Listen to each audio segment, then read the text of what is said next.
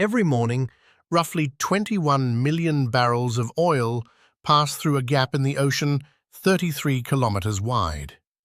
Tankers carrying LNG bound for Japan, crude carriers heading to China, fuel that heats homes in South Korea, powers factories in India, and fills petrol stations across Europe. For decades, that flow has been interrupted briefly and restored quickly. But what happens if it isn't restored? What happens if the Strait of Hormuz stays closed, not for days, but for months? The answer is more serious than most people realize, and the offshore energy infrastructure at the center of it cannot simply find another way out. By the end of this video, you will understand exactly why the Strait of Hormuz cannot be easily replaced, what the alternative routes actually look like, and why they are not enough. How long the world's strategic reserves can hold before the shortages become critical, and what the long-term consequences for global energy infrastructure look like if this closure continues. Let's start with the numbers. Because the scale of what is flowing through that strait, or rather, what is not flowing through it right now, is the foundation of everything else. Before the 28th of February 2026, the Strait of Hormuz carried approximately 21 million barrels of oil per day. That is not 21 million barrels of one country's production. That is 21 million barrels from Saudi Arabia, Iraq, Kuwait, the UAE, Qatar, Bahrain, and Iran combined.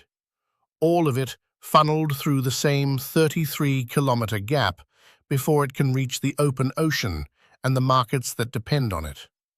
It represents roughly 20 to 21% of all global petroleum trade.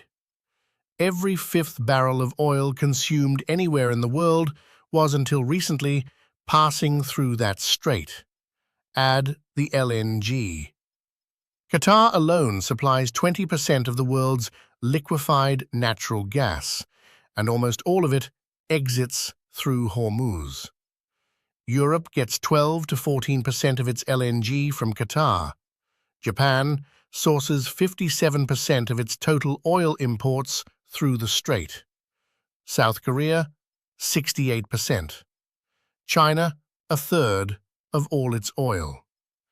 These are not marginal dependencies, they are structural ones, built over decades of infrastructure investment premised on a strait that was always open. The daily tanker transits through Hormuz averaged between 50 and 60 vessels before the war. Since the closure began on the 1st of March 2026, that number has fallen to near zero. The ships that were in transit turned back or anchored in place. The ships that were loading in Gulf ports stopped loading. The ships that were en route from Asian markets slowed down or diverted entirely. The financial signal arrived within hours. Brent crude jumped 8% on the first trading day after the closure. Within a week, it was at $100 a barrel for the first time in 4 years. By late March, it had reached $126, the peak so far, and the largest monthly increase in oil prices in recorded history. Insurance premiums for a single Hormuz transit, which previously sat at around 0.2% of vessel value, surged to between 7.5 and 10% per transit during peak risk periods. For a $150 million tanker, that is an insurance bill of up to $7.5 million for a single voyage. Most operators made the calculation quickly. No transit is worth that. The strait effectively closed itself through economics before the mines and the missiles finished the job. So what are the alternatives? Because the obvious question is, can the oil not simply go another way? The honest answer is, some of it can, but not nearly enough of it. Saudi Arabia has an east-west pipeline that can move crude oil overland from its Gulf fields to ports on the Red Sea, bypassing the strait entirely. The UAE has the Abu Dhabi crude oil pipeline to the port of Fujairah on the Gulf of Oman, outside the strait. Together, at full capacity, these two pipelines can move approximately 2.6 million barrels per day around the blockage. That sounds significant. Against 21 million barrels per day of lost capacity, it is just over 12% of the gap. And it gets worse. Iran launched drone strikes on Saudi Arabia's east-west pipeline in April, cutting throughput by approximately 700,000 barrels per day. The port of Fujairah, the UAE pipeline's exit point, also came under Iranian drone attack, disrupting crude loading operations. The alternatives are not just insufficient, they are also under attack. Iraq has a pipeline to Turkey, almost 1,000 kilometers long, that had been closed but is being reopened with an initial capacity of around 250,000 barrels per day. That is a meaningful contribution, but a fraction of Iraq's normal exports of 3.2 million barrels per day, 72% of which previously moved through Hormuz. Kuwait, Qatar, and Bahrain have no significant bypass infrastructure at all. For these countries, the strait is the only exit. There is no plan B that exists at scale. The infrastructure investment required to build genuine alternative capacity would take years and cost hundreds of billions of dollars. The crisis has already begun accelerating those conversations among Gulf states. But conversations are not pipelines, and pipelines are not built in months. For LNG, the situation is even more constrained. LNG cannot travel through pipelines the way crude oil can. It must be liquefied, loaded onto specialized tankers, and shipped. Qatar's LNG export terminals sit inside the Persian Gulf. The gas produced at South Pars, the world's largest gas field, which we covered in our previous video, exits as LNG through Hormuz, or not at all. There is no overland LNG route, there is no bypass. Qatar has declared force majeure on some LNG contracts. Buyers in Europe and Asia are competing for whatever alternative supply exists from the United States, Australia, and West Africa. Those alternative supplies were not sized to replace Qatar at scale. The LNG market is experiencing a shock for which it has no historical precedent. Now let's talk about the strategic reserves, because this is what is standing between the current disruption and actual shortages at the pump and in the power plants. The International Energy Agency coordinates emergency oil release mechanisms among its 32 member states. The United States Strategic Petroleum Reserve holds approximately 714 million barrels.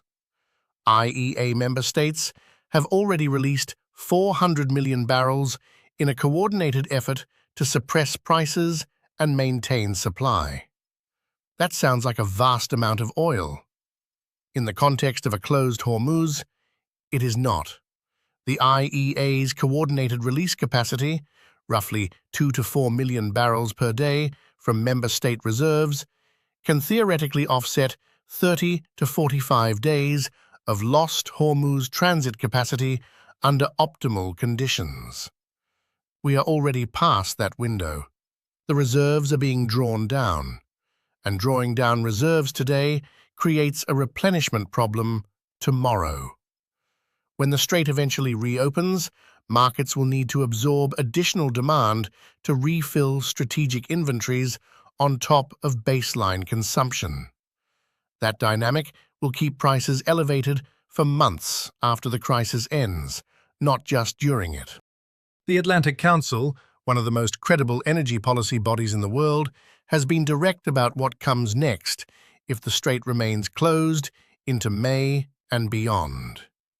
Countries face a choice between rationing now or facing acute shortages later. Tiered fuel rationing, prioritizing food production, logistics, and essential services while curtailing discretionary use, is the rational policy response. Some countries in the Indo-Pacific, facing the most acute supply pressure given their Hormuz dependency, have already implemented work-from-home policies and rationing schemes. For others, those decisions are being postponed in the hope that diplomacy produces a result before the reserves run out. The offshore energy infrastructure inside the Gulf is caught in the middle of all of this. The platforms are still producing. The gas fields are still operating. The subsea infrastructure is still functioning. But produced oil and gas that cannot transit the strait is oil and gas that cannot reach its market. Storage capacity inside the Gulf is finite. When storage fills, production must be curtailed. When production is curtailed on platforms designed for continuous operation, the well integrity implications are significant. Reservoir pressure management, hydrate formation in subsea pipelines, the risk of unplanned well events. The offshore industry was not designed for an indefinite hold situation. The people maintaining that infrastructure in active conflict conditions are doing so against a backdrop of problems that have no standard operating procedure. As of mid-April 2026, the United States has begun a naval blockade of Iranian ports. Ceasefire talks are ongoing.